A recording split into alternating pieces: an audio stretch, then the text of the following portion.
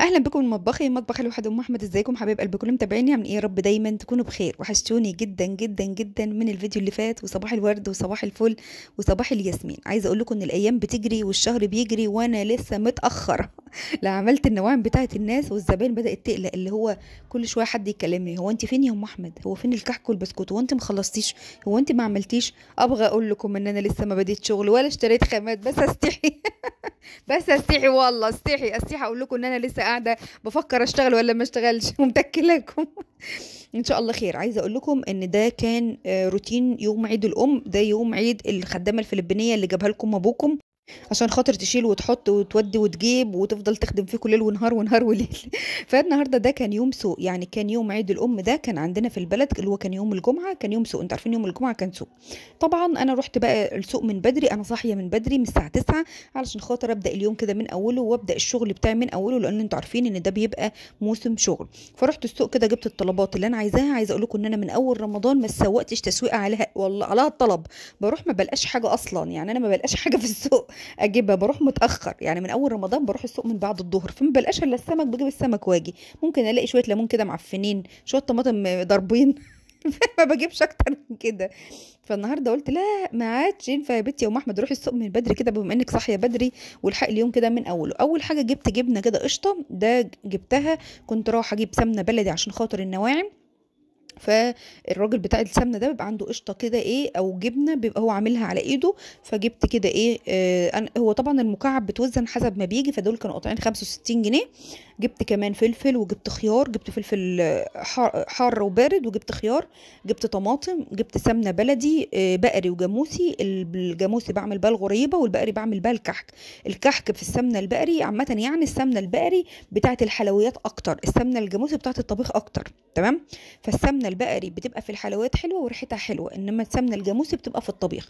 بس الغريبه بتبقى عايزه سمنه جاموسي علشان تبقى لونها فاتح وحلو، فانا ما بستخدمش اصلا الجاموسي الا في الغريبه فقط. بس ممكن كمان احط مثلا ميكس ما بين دي ودي، يعني ما بين البقري والجاموسي بتظبط، بتبقى الدنيا تمام.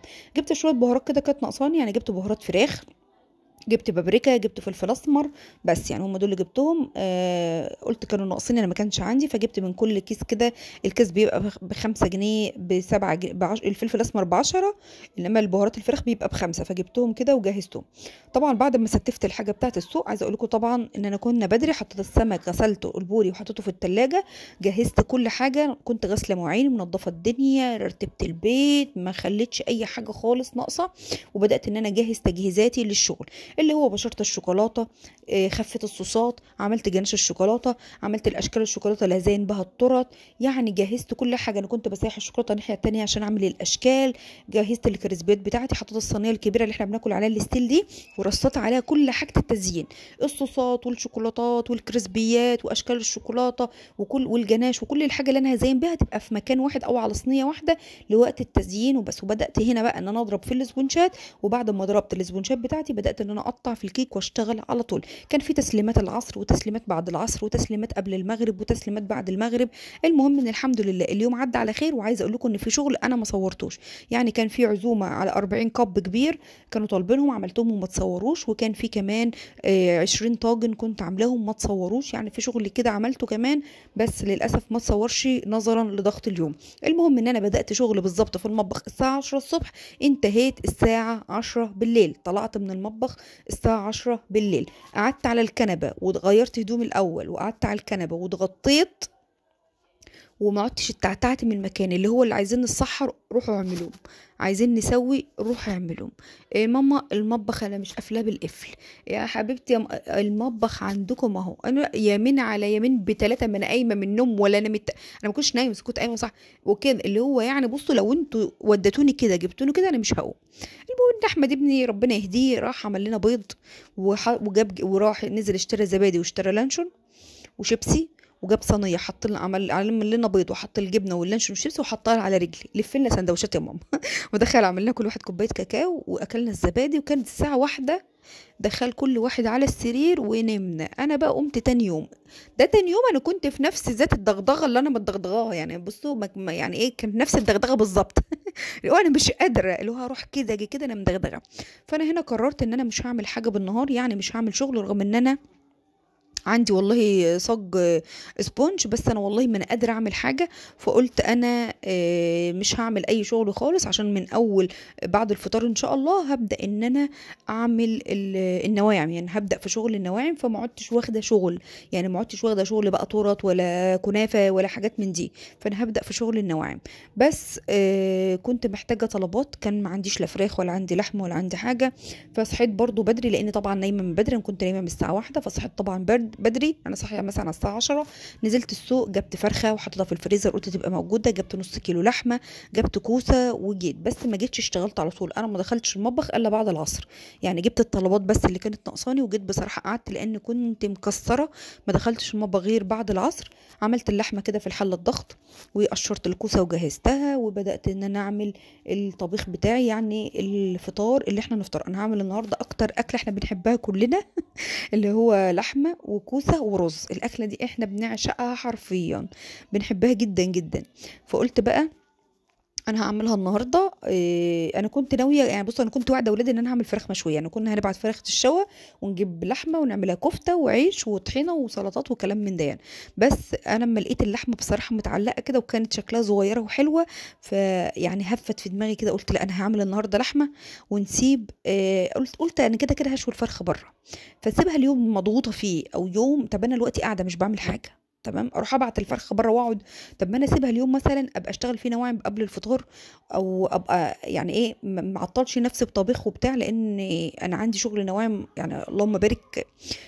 عايزه اخلصه ومش عارفه انا اخلصه امتى اصلا. فقلت لا انا هسيب الفرخه ليوم اكون شغاله فيه نواعم بالنهار، ومش عايزه حاجه تعطلني، ابعتها تتشوى بره مثلا مع نص كيلو لحمه مفرومه، ونقضي يوم وخلاص، يعني اليوم يعدي وخلاص. فحمرت البصله كده ومعاها فص ثوم، وحطيت الكوسه بتاعتي المتخرطه، وحطيت الطماطم بتاعتي طلعتها من الفريزر حطيتها. زودت بس شويه ميه كده صغيرين على ما هي تاخد وتدي وتغلي، واللحمه تستوي بقى ازودها كبشتين شوربه من اللحمه بتاعتي. وكنت جايبه بقى فراوله الكيلو ب 30 جنيه، بس انا هعملها كلها. انا كنت جايبه امبارح برضو، يعني امبارح اللي هو الجمعه، سوق الجمعه ده، انا كنت جايبه خيار وفلفل وكل حاجه. بس انا ما جبتش الا دلوقتي، انا جبت فراوله بس حطيت، عملت منها عصير يوم الجمعه، والباقي عملته على التورت اللي انا كنت شغاله فيها، فما فاتش ولا حبايه.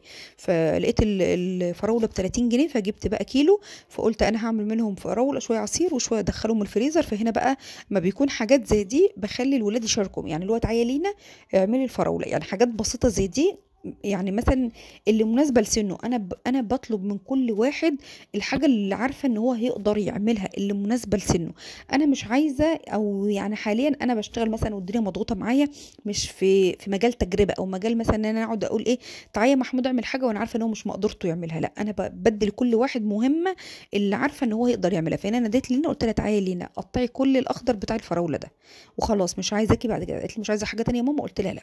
دي طبعا المواعين اللي انا كنت غسلاها كلها امبارح، انا غسلت المواعين كلها قبل ما اقعد، يعني ما سبتش مواعين خالص خالص خالص، الا كانت بلاستيكه واحده بس، دي اللي انا كنت سايباها. كان فيها بواقي كيك وكريمه، كانوا ولاد صابرين عندي واكلوا، والعيال كلت وبتاع، وهي اللي كانت في الحوض. انما انا غسلت المواعين كلها. انا اصلا كنت بغسل اول باول، يعني حطيت فيش السخان وبقيت اشغل الميه السخنه وادوب الكريمه بالشوكولاتات على طول، واغسل اول باول الحاجه اللي تتوسخ معايا، اغسل اول باول. ما بقيتش اسيب مواعين في الحوض خالص، قلت عشان يوم ضغط زي ده ما جيش في الاخر الاقي تل مواعين. فالمواعين اللي في المطبقيه دي كلها كانت على مدار اليوم. حتى بعد ما فطرت قمت غسلت مواعين الفطار على طول، غسلت الاطباق اللي كان فيها السمك، غسلت الحله اللي كله، الحله اللي كان فيها الرز، يعني ما سبتش. بقيت اغسل اول باول كوبايه العصير علشان ما كومش الدنيا معايا، لان انا كملت شغل بعد الفطار. عايزه اقول لكم ان انا بعد الفطار كان عندي دستين جاتوه، وكان عندي 20 طاجن، دول كانوا هيتسلموا بعد الفطار. انا قعدت لحد الساعه 9، اخر اوردر مسلماه كان الساعه 9 ونص. على ما بقى غسلت شويه المواعين البساط اللي الاخاره دول، كانت الساعه دخلت على 10، ورحت قاعده بقى هستف بقى المواعين بتاعتي دي كلها، الكبات بقى والبلاستيكات. حاولت ان انا استف ضرفه البلاستيكات كده، كانت مش عجباني يعني. كانت الدنيا كده مش متظبطه. وهغسل بقى شويه المواعين اللي في الحوض دول. حد هيقول لي بقى المواعين دي جت منين بقى يا ام احمد؟ اقول لكم ما اعرفش، انا سايبه المطبخ زي الفل، بس بما ان العيال دخلت المطبخ فلازم تقلب الدنيا. عايزه اقول لكم ان قبل ما نعمل السحور انا اصلا الظاهر كده انا رحت في النوم، لان الفقره دي انا ما حضرتهاش. فالظاهر ان انا وانا قاعده كده متلكفته ونايمه على الكنبه رحت في النوم، لان انا لقيت كوبات الاندومي، ده الكوبايات دي اللي ولادي بيعملوا فيها الاندومي، وصينيه كان عليها اندومي، ولقيت كوبايه كان فيها شاي. فالظاهر ان العيال اصلا عملت فقرات قبل ما انا افوق بقى، او مش عارفه انا كنت في غيبوبه ولا ايه. قبل ما انا افوق ويقولوا لي احنا عايزين جعانين يا ماما نتسحر، وانا اقول لهم انا مش عامله حاجه ومش قايمه، فراحوا جابوا وعملوا. فالظاهر ان كان في فقرات تانية انا ما حضرتهاش. فلقيت كبات الاندومي، ولقيت الصينيه كان عليها اندومي، ولقيت كام صينيه متوسخه، ولقيت طباها، ولقيت الموضوع كان كبير. طب هي المواعين دي كلها جت منين؟ المفروض ان هو كان مثلا طبق كان فيه البيض والجبنه واللانشون كانت فعلا بالتلاجة، دخلت التلاجة زي ما هي، ما كانش في حاجه، وكام كوبايه اللي كان فيها الكاكاو اللي عملوه. فبقى بقيه المواعين دي كلها جت منين انا ما اعرفش. المهم ان انا لقيت الدنيا مليانه مواعين، فقلت هغسلها امر الله. طبعا كان الاكل على النار، فهغسل المواعين دي كلها واروق الدنيا. عايزه اقول لكم ان الدنيا بره كانت زي الفل، لان انا قبل ما اقعد امبارح كنت مخليه الدنيا كلها زي الفل، ما كنتش سايبه اي حاجه، عشان عارفه بقى ان انا خلاص ما عادش اقدر اقوم اعمل حاجه. فكنت مروقه البيت ومخليه كل حاجه زي الفل. وهغسل الرز بتاعي بقى اهو. الرز بتاعنا ما فيش فيه طوب الحمد لله، بس اوقات بيبقى الاقي في حبات شعير كده كامله اللي هي ما اتطحنتش يعني، او رز شعير يعني، بروح ايه شايلاه. هغسل بقى الفراوله بتاعتي، وكمان نقعت شويه من التمر، دول كان اخر تمر عندي خلاص، ما عادش عندي الكيلو اللي كنت جايباه اول رمضان. انا بعمل كل يوم حبه حبه كده، واوقات اعمل للحبه يقعدوا يومين ناكل فيهم والله. فكانوا اخر حاجه بقى نقعتهم. انا ما بحطش عليه سكر خالص، هو بينزل سكره، وبضيف له شويه من اللبن وشويه من جوز الهند، وبناكله ساعه السحور يعني، ولادي بيحبوه قوي ساعه السحور. بس امبارح بما ان ما كانش فيه فهم عملوا كاكاو، فهعمل شويه من الفراوله كده، والباقي هضيف عليه بقى او هحطه في الفريزر. حطيته في كيس في الفريزر. وهنا بقى حطيت الفراوله على السكر، واحط معلقه من بودره الكريم شانتيه، بتودي العصير في حته تانية وبتخليه حلو قوي. وهعمل العصير تقيل، لان انا قررت النهارده ان انا اعمل لهم كوكتيل. انا ما كانش عندي مانجا، بس واحده حبيبتي بقى ايه جارتي كده قامت بعتلي شويه مانجا شحاته. عشان عماله اقول في الفيديوهات ما عنديش مانجا ما عنديش مانجا، فقالت لك ده الوليه دي غلبانه وما عندهاش مانجا، فاحنا بنبعت لها إيه تعمل مره عصير. فانا طلعت حبتين كده صغيرين هعملهم، اعملهم النهارده كوكتيل. انا عايزه، ولادي بيموتوا في الكوكتيل الفراوله وبالمانجا ده. وبما ان بقالي فتره شغاله لهم جوافه برتقان برتقان جوافه جوافه برتقان برتقان جوافه، فالعيال زيت. فقلت والله لا مدلعهم النهارده زي كنت شاكحوا النهارده والله. ضربت الاول الفراوله، وبعد كده هعمل المانجا، وحطيت على شويه سكر برضو، واحط برضو نفس ما ضفت على الفراوله معلقه من بودره الكريم شانتيه. لو عندي لبن بضيف شويه يعني، حبه على ده وعلى ده بصراحه بيوديه في حته تانية يعني. اللبن مع العصاير بنقله في حته تانية. بس انا ما كانش عندي بقى إيه لبن، كان العيله عملته بالليل الكاكاو، فما كانش عاد عندي. هصفي بقى المانجا بتاعتي وهحطهم بقى في الازاز. انا طلعت الازاز اللي هي بتاعت رمضان، الازاز هحطهم في الازاز، واحطهم بقى يبقوا جاهزين لوقت الفطار، ابقى اصبهم بقى في الكوبايات اهو. الازاز دي انا كنت جايباها ايام ما كانت الواحده ب10 جنيه، لو انتوا فاكرين الوقت مش عارفه هيوصل لكام، ايام ما كانت الواحده ب10 جنيه، بس انا ما بستخدمهمش الا في رمضان بس. اعمل بقى المانجا. انا عملت المانجا بقشرتها يعني، انا ما قشرتهاش، لما تكون متلجه كده بصراحه ما بيجيليش خلق اقشرها، بروح عاملاها بقشرتها بحالها كده على طول. وبرجع ان انا اصفيها بالمصفى.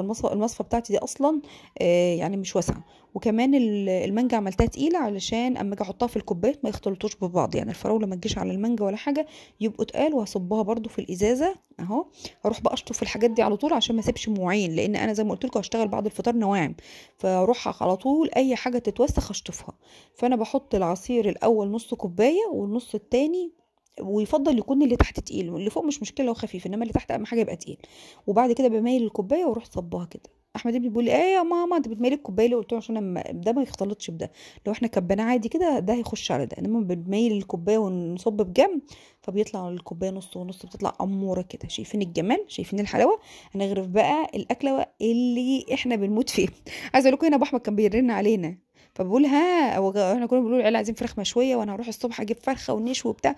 عملتوا ايه النهارده؟ قلت له انا عملت الاكله اللي انت بتحبها. انا ما قلت له انا عارفها على طول. يقول فعلا الاكله دي احنا كلنا بنحبها، الكوسه مع اللحمه مع الرز، هي الاكله دي كده مرتبطه ببعضها معانا، احنا بنحبها كده مع بعضها. اكتر حاجه بتبقى بنحبها مع اللحمه الكوسه، انما لو كوسه لوحدها استحاله ولادي يقربوا منها او ياكلوها، هو دي كده مع بعضها. بعدت جبت مخلل بقى والليمون والملح والفلفل بقى، بصوا كان ظبطنا الزبابيط، وكان الاكل سخن موحوح. هنا اصلا كان المغرب اذن يعني، وانا بغرف كده كده خلاص المغرب اذن. فالعيال بقى بتشرب العصير. بتاكل التمر على ما انا ايه بغرف الاكل كده، وبنروح حاطين وبيقعدوا بقى ايه ياكلوا مع نفسهم. او ابو احمد كان بيتكلم العيال بقى ايه بتقعد ايه بيقعدوا ياكلوا مع نفسهم كده براحتهم. اقول لهم براحتكم خالص وكلوا براحتكم وما تستعجلوش، ما فيش ورانا حاجه، يعني ما يتسربعوش عشان خاطر ايه بطنهم ما توجعهمش. لان العيل لما بياكل بسربعه كده وعايز يقوم يجري ويقعد يقربع ميه وعصير وبتاع، بتلاقي بطنه وجعته بعد الاكل. لما بقعد اقول لهم براحتكم خالص، يعني كلوا براحتكم، ما تشربوش العصير مره واحده، اشربوا شويه وسيبوا شويه، حبه بحبه كده، عشان بطنكم ما توجعكوش. فربنا يبارك لنا فيهم يا رب بحق الايام المفترجه اللي احنا فيها، ويحفظهم ويراعيهم، اللهم امين يا رب العالمين. عايزه اقول لكم ان اكتر دعاء احنا فعلا محتاجينه اليومين دول، يا رب رب لنا اولادنا واحفظهم لنا، ويعني اللهم اني عجزت عن تربيتهم فربهم لي. فبجد الدعوه دي انا بدعيها كتير قوي قوي الايام دي، لان الجيل ده بجد حرفيا صعب جدا جدا. والضغوط او الحاجات اللي حواليه، يعني مش مجرد ان البيت بس اللي بيربي، لا الحاجات اللي حواليه كتيره قوي قوي قوي قوي يعني بتضيع كل اللي احنا بنعمله.